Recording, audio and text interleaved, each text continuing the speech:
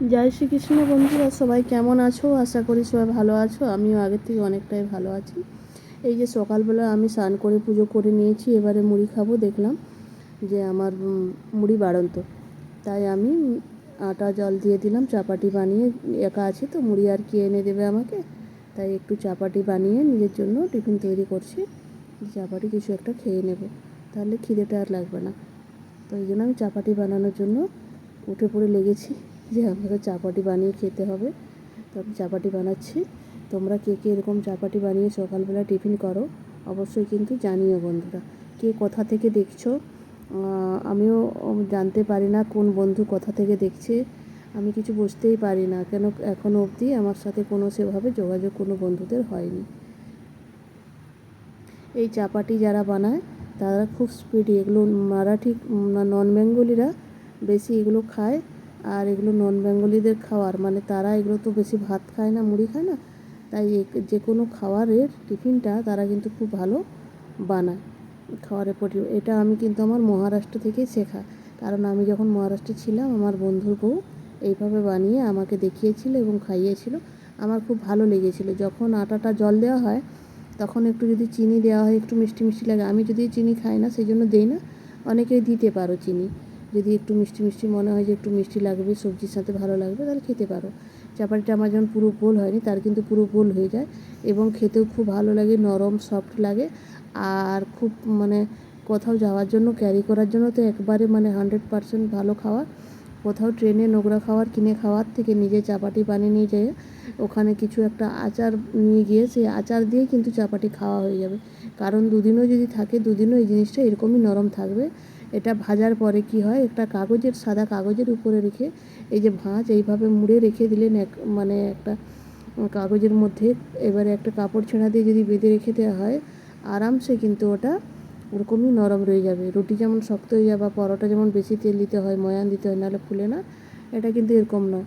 এটা কিন্তু অল্পতেই ভালো ফুলে যায় আর এবং খেতেও ভালো লাগে অল্প তেলে রান্নার মধ্যে। এটা একটা খুব ভালো খাবার, তোমরাও বানিয়ে খেতে পারো।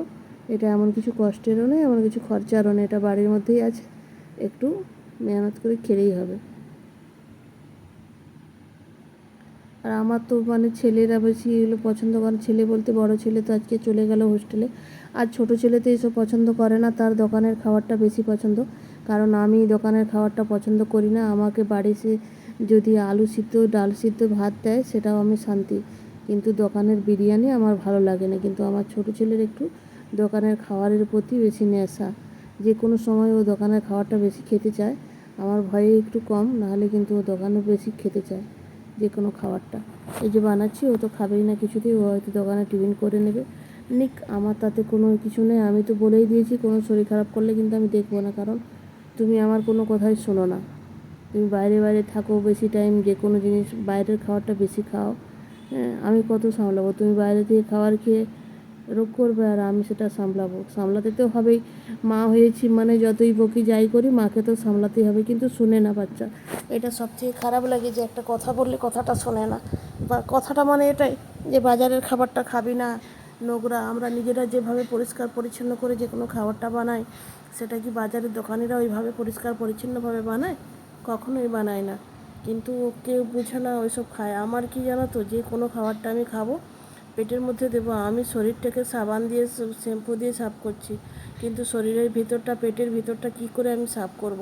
সেই জন্য আমি কোনো খাবার বাসি পচা বা কোনো অন্য কিছু খাবার, তেল জাতীয় খাবার, বেশি মিষ্টি জাতীয় খাবার আমি বেশি পছন্দ করি না।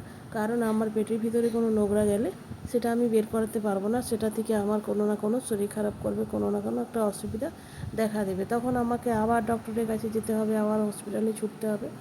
সেই জন্য আমি সবসময় চেষ্টা করি বাড়িতে থেকে ভালো করে টাটকা তাজা রান্না করে খাওয়ার জন্য। সেটা কম তেল মশলা দিয়ে নিজের মতো করে রান্না করলাম। আর ওখানে দোকানে কি এই এক মশলা ঢালছে, এই এক কালারিং জল ঢালছে, এই একটা বাটার ঢালছে, কিছু না কিছু ঢালছে। ঢেলে কী করছে না, সেটাকে টেস্টি খুব সুগন্ধি করে তুলছে, পাবলিকের খেয়ে যাতে মজা আসে। কিন্তু আমরা যেহেতু ডেলি খাবো, ওটা এক আধ দিন রেস্টুরেন্টেই মানায়। যেহেতু আমার ডেলির খাবার, তো ডেলি বাড়িতে খেতে গেলে তো ওইভাবে মুখরোচক করলে পেটও শুনবে না আর পকেটও সইবে না। কারণ দুটোই প্রয়োজন, পেটও খারাপ করবে আর পকেটেরও টাকা ধ্বংস। সেই জন্য নর্মাল খাবার দাবারটা যতটা খাবো ততটাই ভালো যে নর্মাল খাওয়ার দাওয়ারের উপরে মানুষ থাকলে নর্মাল সাথে শরীর কিন্তু বেশি খারাপও করে না। আমাদের কিন্তু 3 বোনের মা ছেলে খুব একটা শরীর খারাপ করে না বলতে নেই, তো মানে খুব একটা যে শরীর খারাপ করছে এই ডাক্তারখানায় যেতে হচ্ছে এইসব এরকম কিছু নয়। হ্যাঁ, আমার চিন্তাতে মাথার প্রবলেমটা বেশি হয়, কারণ যখন বেশি চিন্তা করি তখন বেশি মাথাটা ধরে যায়, যেন মনে হচ্ছে মাথার ভিতরে কিছু একটা হয়ে গেছে, কিন্তু না, কোনো কিছুই হয় না, ওটা রোগের লক্ষণ। হ্যাঁ, কিছু না, এটা কি চিন্তা থেকে বেশি চিন্তা করলে মাথাটা ধরে যায়। আর একা মানুষ তো থাকতে থাকতে তো চিন্তা হবেই, নাহলে কী করে বাঁচা যাবে। চিন্তা তো কিছু না কিছু হবে, ছেলে বড় হয়ে যাচ্ছে, নিজের লাইফে নিজে একা স্ট্রাগল করেই এতদূর এলাম, আর ভবিষ্যতে কী হবে না হবে এরকম একটা ব্যাপার হয় আর কি।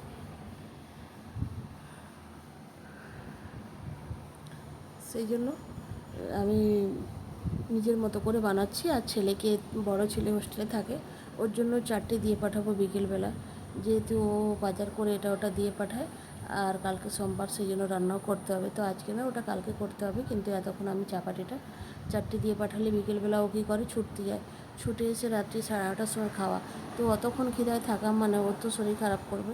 সেই কারণে আমি যতটা পারি ওর জন্য এটা ওটা করে আমি কিন্তু দিয়ে পাঠাই, যেহেতু ছোটো ছেলে ওখান দিয়ে দুধ গাড়ি নিয়ে যায়, যাওয়ার পথে ওকে দিয়ে দেবে, সেই কারণে আমি ওকে ওটা দিয়ে পাঠাবো সে করেছি।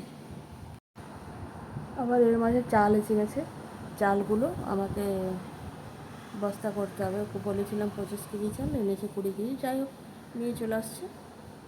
সেটা একই চাল, 86 চাল, মানে 86 চাল তোমাদের ওখানে কত করে কেনো, আমার এখানে তো 46 টাকা করে নিল আমার কাছ থেকে, আবার ঘরপট করে দিল অবশ্য।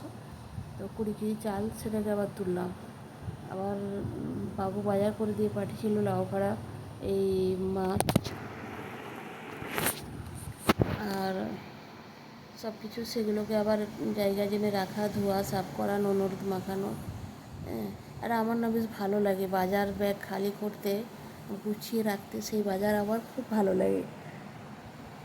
কেন বলো তো, আমাকে বাজার করে গুছিয়ে রাখতে না, আমি তো আমার যখন শ্বশুরবাড়িতে ছিলাম আমি এরকমটা খুব আশা করতাম যে বাজার করে নিয়ে আসবে, আমি ব্যাগ গুছাবো, খুব ভালো লাগে, পরিপাটি করে রান্না করে দেবো, সবাই খাবে হাসি মুখে, বলবে বাহ খুব ভালো হয়েছে, খুব ভালো হয়েছে, এরকম কষ্ট করতে হোক, কিন্তু মনের ভাবনাটা ছিল এরকম যে কষ্ট করতে হোক, কিন্তু আমাকে যেন, আমি যেন ভালোবাসাটা পাই সবার থেকে, এরকম একটা মনে একটা আমার ভাবনা ছিল। কিন্তু কোনোদিনও বাজার করে নিয়ে আসতো না, যদিও কখনো নিয়ে আসতো সে টুকটাক, যেটা না নিলে নয় সেটাই।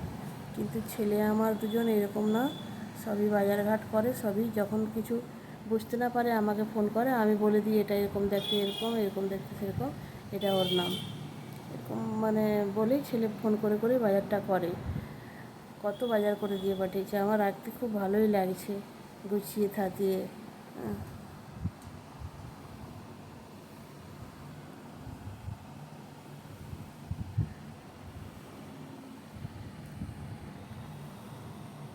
আমি আনন্দে আত্মহারা, এত কিছু বাজার থেকে আমার খুব ভালো লাগছে, ছেলে আমার পেরে গেছে।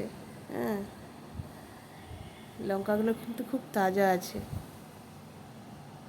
সব সবজিগুলোই ভালো হয়েছে, কম রেটের মধ্যে। মনে হচ্ছে টমেটো 40 টাকা কিলো নিয়েছে। এই বাজারটা করে দিয়েছে, এবার আমি ব্যাগটাকে ধুয়ে রেখে দেবো।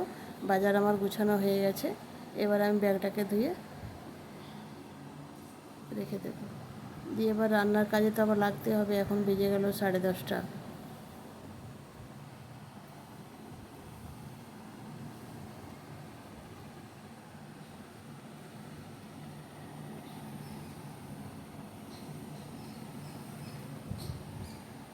ব্যাগ ধোয়া আমার কমপ্লিট হয়ে গেছে, এবার আমি ব্যাগটাকে রোদ্রের মধ্যে শুকনো করতে দিয়ে দেবো, ছাদের ব্যালকনিতেই দিই আর কি, ব্যালকনির সাইডে রেখে দিই।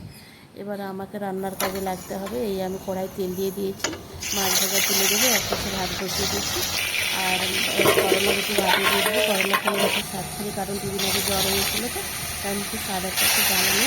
এই মাছ ভাজা আমার হয়ে আসছে, এদিকে অলরেডি আমার মশলাও কিন্তু একটু একটু করে রেডি হচ্ছে মাছের জন্য, মাছের মশলার জন্য। মাছ ভাজা শেষ, সেই তেলে ছড়ক ফড়ক করে দিয়ে দিলাম পেঁয়াজ লঙ্কা, তারপরে দিয়ে দেবো এতে টমেটো আর লঙ্কা পেস্ট করা। পেঁয়াজ যখন দেখবো ওখানে ভাজা হয়ে গেছে, টমেটো লঙ্কাটাই মেশিনে করে পেস্ট করে নিলাম, ব্যাস। এবার আমি দিয়ে দেবো এখন লঙ্কা টমেটো পেস্ট।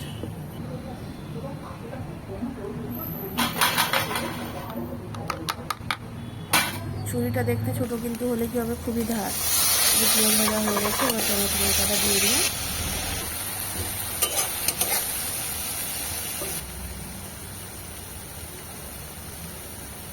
ভাতও অলরেডি কিন্তু ফুটে উঠে গেছে। একটু লঙ্কা গুঁড়ি, একটু হলুদ গুঁড়ি পরিমাণ মতো দিয়ে দেবো। লঙ্কা গুঁড়িটা কম দিলাম, অনেকগুলো লঙ্কা কাঁচা লঙ্কা দিয়েছি। লঙ্কা গুঁড়িটা দিলাম একটু কালারিং হওয়ার জন্য, একটু তরকারিটা কালার হলে দেখতে ভালো লাগে। তারপরে দিয়ে দিলাম এই যে কালো সরষার পাউডার। এই কালো সরষাটা আমি মহারাষ্ট্রে কিনেছিলাম। এর পাউডারটা দিলে এত সুন্দর গ্রেভি তৈরি হয়, মানে বলা যায় না। গ্রেভির একটা আলাদা ঘনত্ব তৈরি হয়। আর এই কালো সরষার কোনো কিছু তিতা কিছু নেই। আর এই কালো সরষাটা দিয়েই গ্রেভিটা বেশি আসে। হ্যাঁ, টমেটো থেকে অবশ্যই গ্রেভি হয়, টমেটোর যে মার সেটা থেকেও হয়, কিন্তু কালো সরষাটা হয়, তাই আমি দিয়ে দিলাম কালো সরষা। অলরেডি কিন্তু আমার মাছের রান্না কমপ্লিট। আর এদিকে আমার টমেটো বদলে আজকে পুরো আসছে পটল পোড়া, কারণ পটল পোড়াটাও কিন্তু আমার খেতে ভালো লাগে। আর টমেটো পোড়াটা যেমন টকটক লাগে, এটা টকটক না লাগে, এটা আলাদা স্বাদ আর কি। আর এদিকে উচ্চাগুলো মুলে নিলাম, তারপাশে পটলটাও মুলে নিলাম। আমার কাজ অলরেডি আজকের দুপুরে রান্না শেষ। আজকের মতো রইল, ভালো থেকো সবাই, বাই বাই।